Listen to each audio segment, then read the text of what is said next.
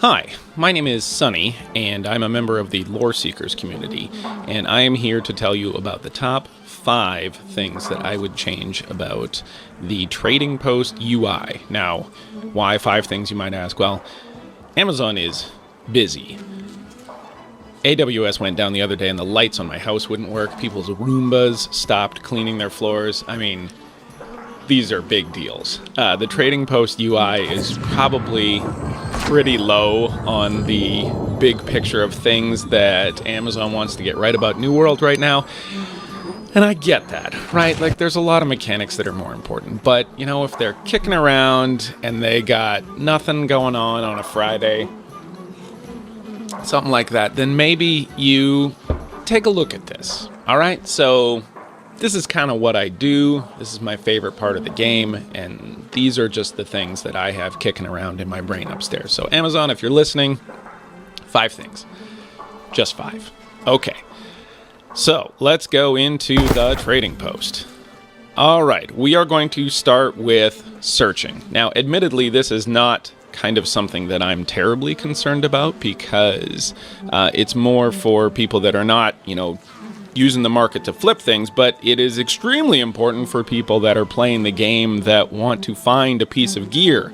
And unfortunately, it's extremely clunky. So let's say you wanted, I don't know, a magical weapon or something like that, right?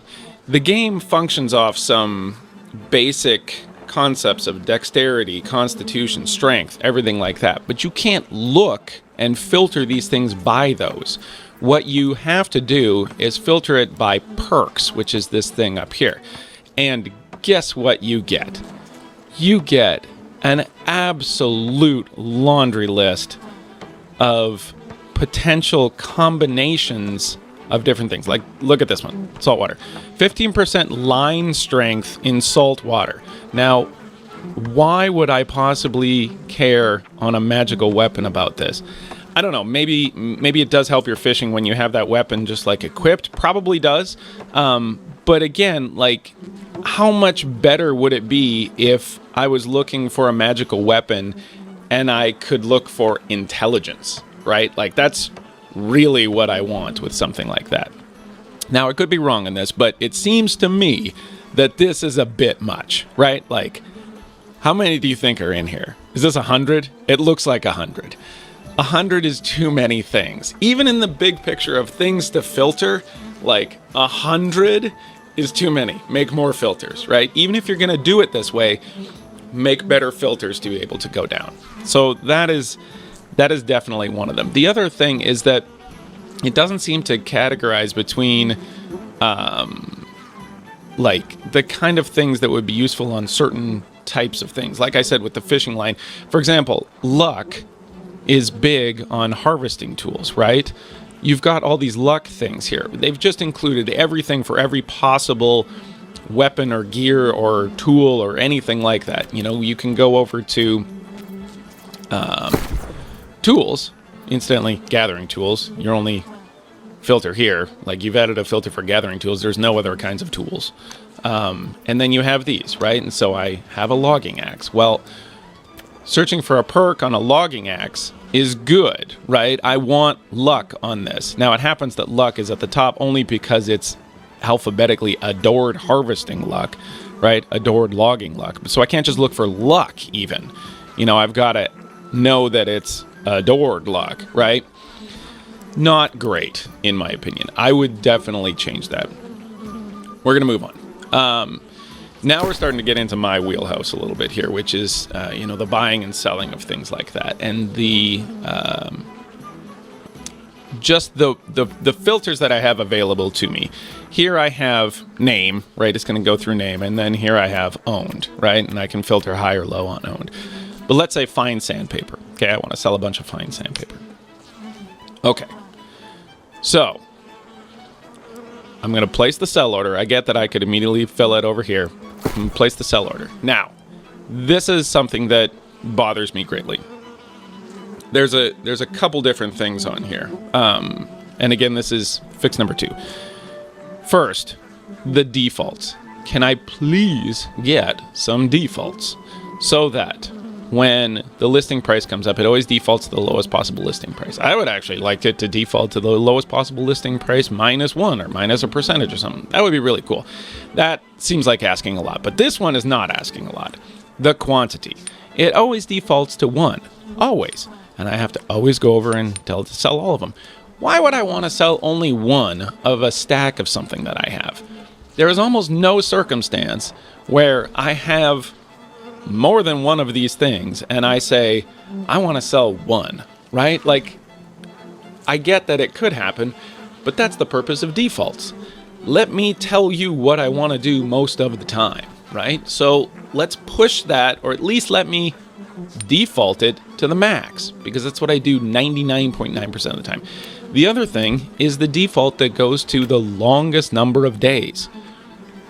No, I want the shortest number of days. Now, I already have a video for Loreseekers that gives some basic understanding of the auction house, but the shortest number of days significantly reduces the listing fee. On top of that, this game moves very fast as far as the market goes. And it also depends on how many people are on your server, right? That could change things a lot, but there's just no world in which I want to post things for 14 days. You used to be able to post it for 28 days, and that was the default on that. Like, 28 days is mind-blowing. Why would anybody post anything for 28 days? Yet that is where it starts. So let me change that. Let me change that to help my own quality of life. And that's what this entire video is about, right? This is a quality of life video. Is it game breaking? Is it super duper important? No. But again, you got nothing to do. You're drinking coffee. Just let me make these fixes. Okay. The other one is the difficulty of understanding the currencies that are involved in here, right? So you have a transaction charge here for 3 cents, which is going to reduce the whole thing to 42 cents.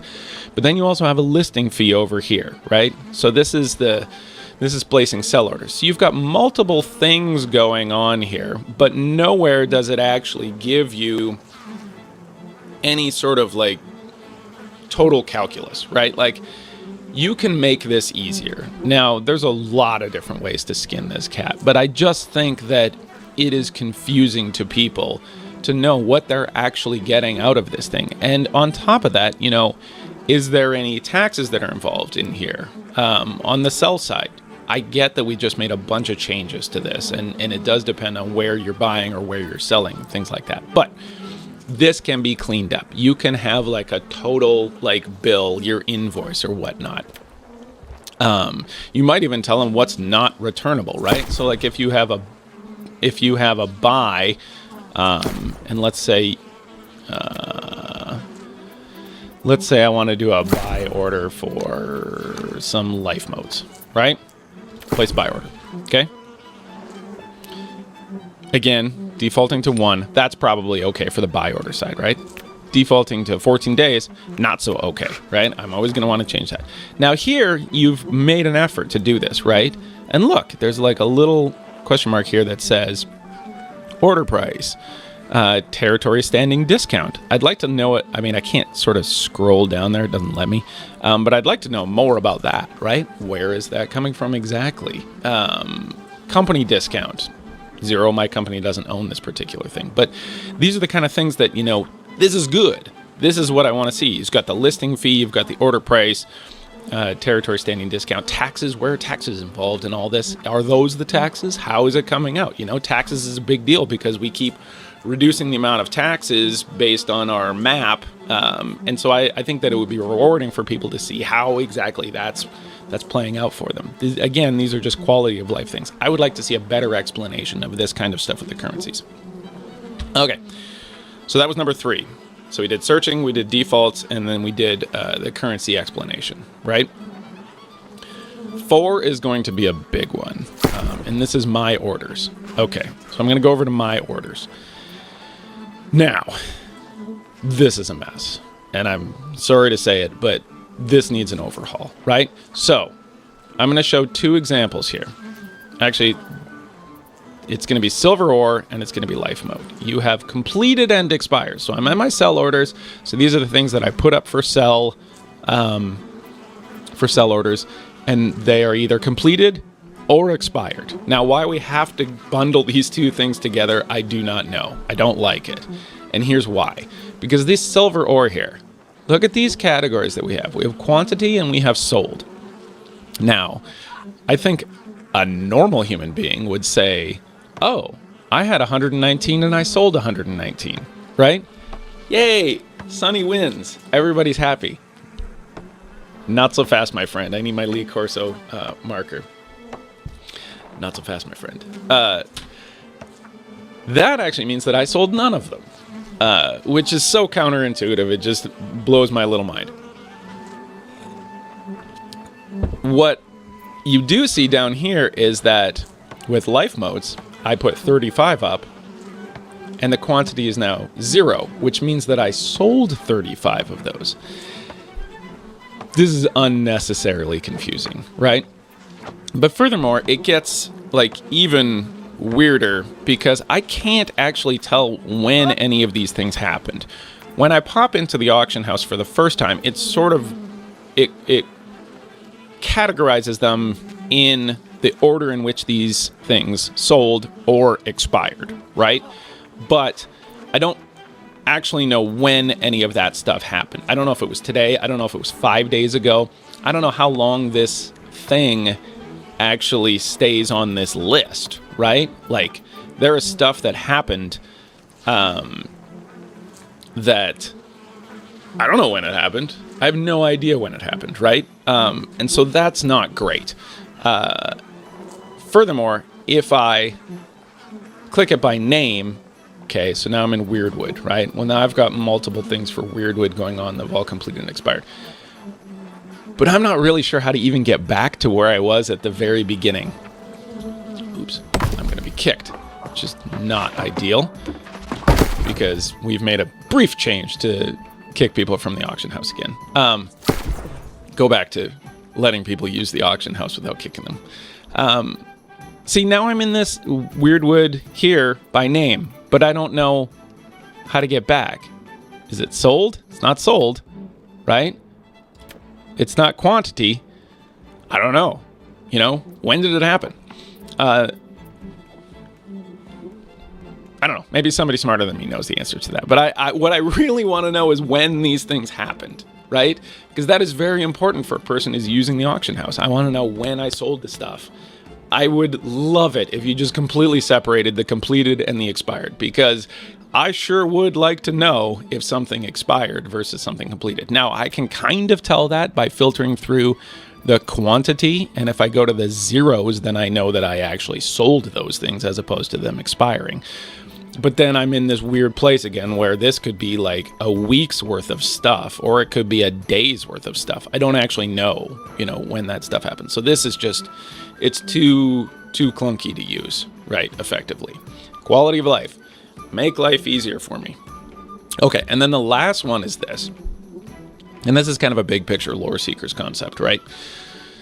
So, when you have small servers, you want to build communities, right? That's how you build these kind of games, and those are some of the best MMO experiences, is when you can see another person. I will never forget, as long as I live, I played Warcraft way back in the day, right? In the early 2000s.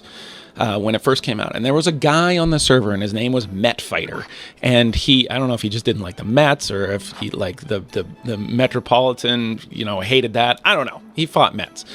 Either way, he was just a complete badass on the server. And you saw this guy, and you were like, that's the man, right? That dude is the man. Met Fighter. I remember this 20 years later, right? And it was on my server, right? He's not on all the servers, he's just on my server. The same thing happens here with the auction house.